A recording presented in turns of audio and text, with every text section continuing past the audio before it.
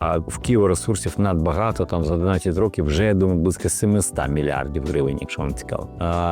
А я завжди розповідаю, що червона гілка метро, вона почала будуватися в якому році, Оля? В 49-му. Скільки часу пройшло, Оля? 85 років. Якщо щось не ремонтується капітально 85 років, як ви думаєте, що з ним відбувається? А в Будапешті і в Празі, де будували в 60-70-х роках таке саме метро Радянським Союзом, вже все перебудовано.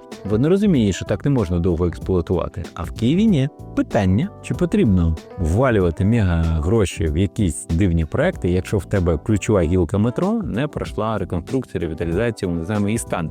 Бо на прикладі синьої гілки метро ми бачимо, що стан був херовий, про це все знали. От така от історія нам на подумати.